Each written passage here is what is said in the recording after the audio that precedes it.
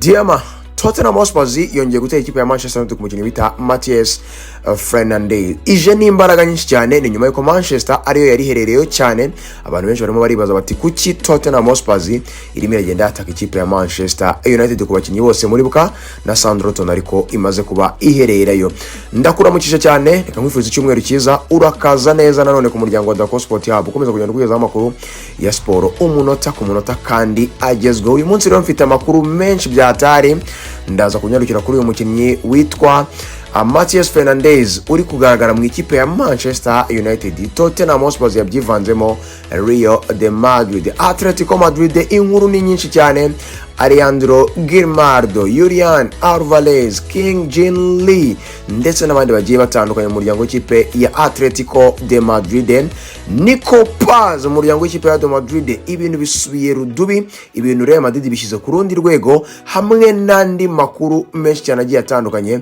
Ayo yose ntuye kugenda ducamo. Ndagira ngo usabe gukora subscribe niba ari bwo bwa mbere nukunda ibyo dukora, duha igitekerezo cyawe, sharinga, likinga kugira ngo tujye dukomeza tugende tubana umunsi ku munsi. Reka rero twanzike duhera ku mukinnyi bita Matheus Fernandes. Uyu mukinnyi Tottenham Hotspur ngo yatangiye ibiganiro bikomeye cyane n'umu agent we Jorge Mendes, irimo igaragaza ko yifuza kumenya ibijyanye no kugira ngo irebe ko uyu mukinnyi yamubona. Irimo irabaza ati ese ni iki gisabwa kugira ngo uyu mukinnyi tube twamushinja mu muryango w'ikipe ya Tottenham Hotspur. Turifuza mediateri, turifuza abakinnyi bo kudufasha, turifuza kuzamura projet hamwe na Roberto Di Zerbi. Ni ukuvuga ngo rero uyu mukinnyi Matheus Fernandes w'imyaka 21 w'umunyaportugal, umwe mu bakinnyi barimo baranyeganyeza isama America, turamutse tumubonye mu ikipe ya Tottenham Hotspur byazadufasha muri uyu mwaka. Rero imiragerageza kugira ngo imenye ibisabwa, imenye icyo umukinnyi yifuza kugira ngo joining amakipe ari kugenda mwifuza.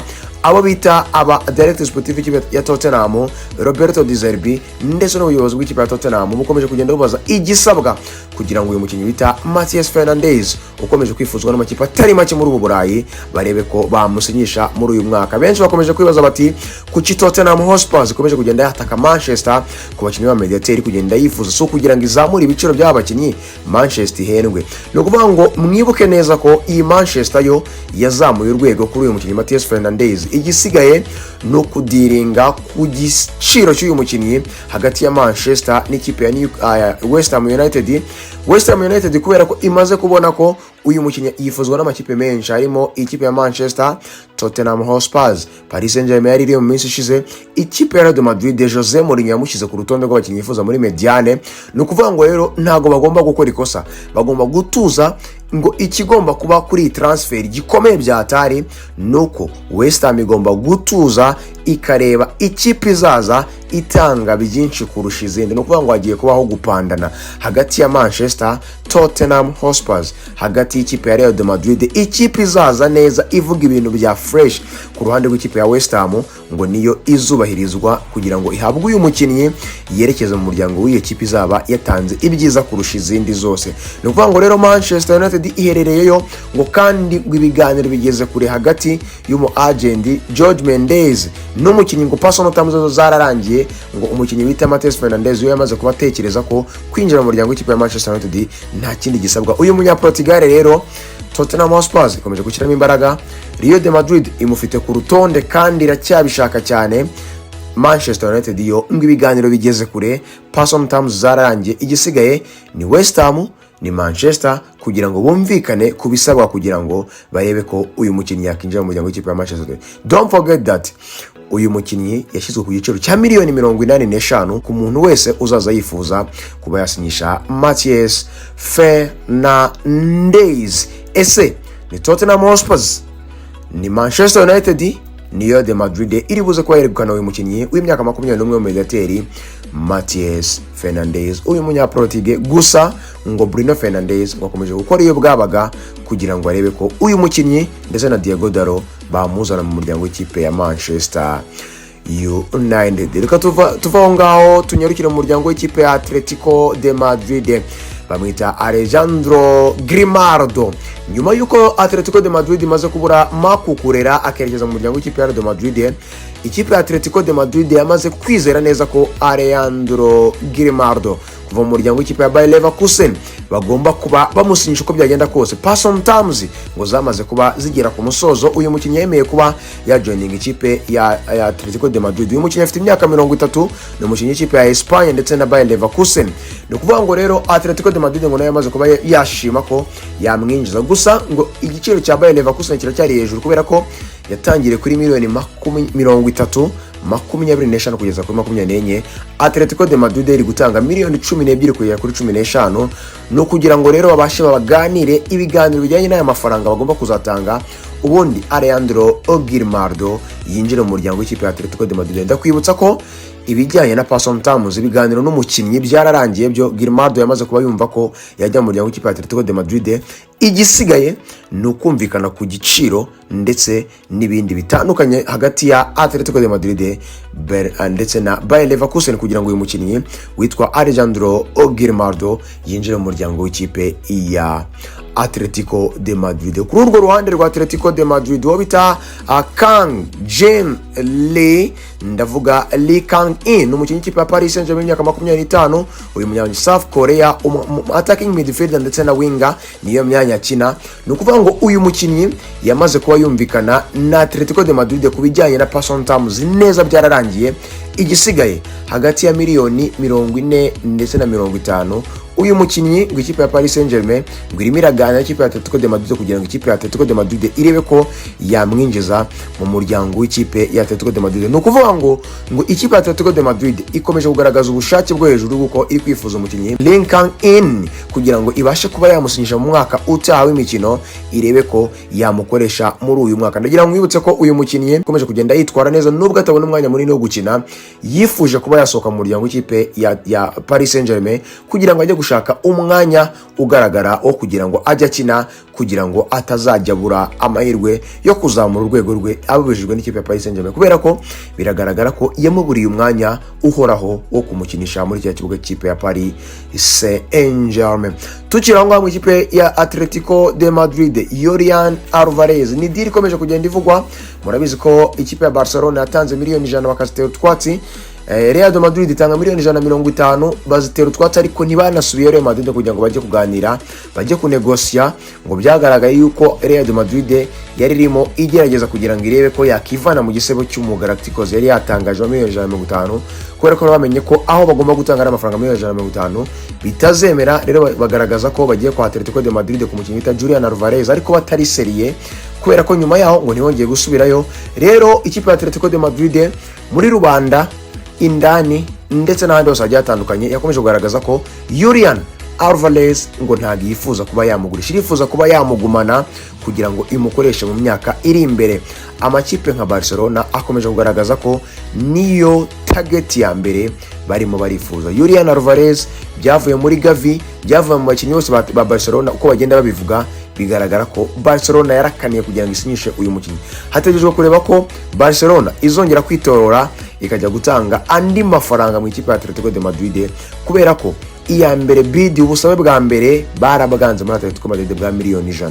Hategejwe ko niba Barcelona izasubirayo igatanga amafaranga ya kabiri kuri Julian Alvarez, ariko Atletico de Madrid ndakwibutsa ko yakomeje kugaragaza ko itifuza kuba yagurisha uyu mukinnyi bita Julian Alvarez. Idiro ni imwe mu madira igomba gutegerezwa muri mercato y'isama, niba Julian Alvarez ari mu ikipe ya Atletico de Madrid cyangwa niba ari buze kuba asokamo. Amakuru ahari rero ku rugero rwa 55% nuko Julian Alvarez ngo agomba gusohoka, nubwo bizaba bigoye mu ikipe ya Atletico de Madrid muri sama mercato. Ntago turamenya aho agomba kwerekeza, gusa Barcelona niyo iri ku gasongero k'ikipe iri kwifuza kuba yamusinyisha. Reka tujya ku rundi ruhande aho i Madrid muri Real de Madrid situation y'uwo mukinnyi bita Nico Paz ikomeje kugenda izamura imbaraga byatari, kubera ko Real de Madrid yasaze yasizoye biri mu biganza byawe. Uzi impamvu? Madrid iravuga iti twebwe twashyizemo release clause ivuga ko nitwifuza umukinnyi tuzamusinyisha tukamugarura kuri miliyoni 10. 2026 dufite uburenganzira, 2027 dufite uburenganzira nubwo afite amasezerano yasinye mu ikipe ya Como, ariko dufite iyo release clause mu gihe cyose tuzaba tubyifuje. turifuza iki rero? Turifuza ko twamugarura muri uyu mwaka tukamusinyisha nanone bundi bushyashya, tukamuha amasezerano mashyashya, release clause nshyashya, ubundi tukongera tukamugurisha mu ikipe ya Como, ariko tukongera tukazamura release clause ye, kandi tukongera tukazamura n'amasezerano kuba twamugarura mu kindi gihe. Gusa turifuza ko muri 2023 yisama twazana uwo bita Nico Paz y'umunyargenta, tukaba twamuzana mu muryango w'ikipe ya Real de Madrid, tugakora amasezerano mashyashya, ubundi tukamusubiza mu ikipe ya Como, ikongera ikaba yamugura, ariko twavuguruye ibintu bisabwa byose muri kontra ya Nico Paz. Iyo bita Como ikavuga ati ariko se ko dufite uyu mukinnyi kandi mukamufite release clause ko mwamugarura, kubera iki muri kwifuza ko mwamugarura cyane ko tutazigera tubagora? Uyu mukinnyi ari mu biganza byanyu, uyu mwaka wa 2023 ushaka kuba mwamugara 27, ariko twe tukwifuza ko 27 aribwo mwakongera kuba mwamugara. Ni mureke tumukoresha muri Champions League, kubera ko uyu mukinnyi ni inkingi ya mwamba muri ikipe ya Como, none umwaka utabi 27 muzamugare mu mutware. Real Madrid rero yatangiye kuba yafata uwo bita Dani Ceballos, ngo yifuza ko yamusora biva kwa Jose Mourinho ndetse n'ubuyobozi bushinzwe kugurisha no kugura abakinnyi b'ikipe ya Real Madrid. Bivuga ngo Dani Ceballos agomba gusoka kugira ngo habone ku mwanya wo kwinjira k'uyu mukinnyi wo bita Nico Paz, kugira ngo babashe kumuzana bamusinyishe, nibarangiza bongere bamugurishe mu ikipe ya Como, ubundi amasezerano ahinduke ajye mu buryo Real Madrid yifuza. Byose ngo biri mu biganza bya Real de Madrid. Uwo bita Nico Paz afite amasezerano n'ikipe ya Real de Madrid, ni nayo mpamvu biri kugenda bigorana. Nico Paz rero ni umwe mu bakinnyi bagomba kwitegwa kakanya, ngo muri iki cyumweru rero icyo nagomba kubabwira kuri transfer nuko ngo agomba kuba inama imbona nkubone hagati ya Como, ubuyobozi bwa Como ndetse na Real de Madrid kubijyanye no gusolvinga kino kibazo cya Nico Paz. Muri kino cyumweru kiyaza kuba kigiye ku musozo, hamenyekana niba Nico Paz ari businye amasezerano mashyashya mu muryango wa Real de Madrid, bamukubite n'ibyo bifuza muri rusange bizatuma babasha kuba bamufite mu biganza byabo, ubundi asubire muri Como. Ubundi rero mu gihe bazamwifuza noneho bazongera kuba bagenda bagira gute bamugarura. Ndagira mwibutse ko Real Madrid irifuza kuba yakongera kugira ngo ivuga ati ntago bikiri 23 gusa na 27 gusa na 2030, dushaka twashyiramo release clause yuko nitumwifuza tuzaba twamugarura. Real Madrid gutekereza ko Nico Paz ari akazoza k'umukinnyi igomba kuzaba ifite mu myaka iri imbere, ni nayo mpamvu itagomba kugenda imwirengagiza. Irabizi neza ko impano ye yakomeje kugenda izamuka ku rwego rwo hejuru. Aho ni mu muryango w'ikipe ya Real de Madrid. Rero reka dusoze, ndagira nkubwire ngo muri Tottenham Hotspur ndi no gusoza cyane, bamwita Lucas Bergvall. Uyu mukinnyi ni umukinnyi w'imyaka 20 umuswedish. Uyu mukinnyi yakomeje gupushinga yifuza ko ngo agomba gusoka. Biri guterwa n'iki?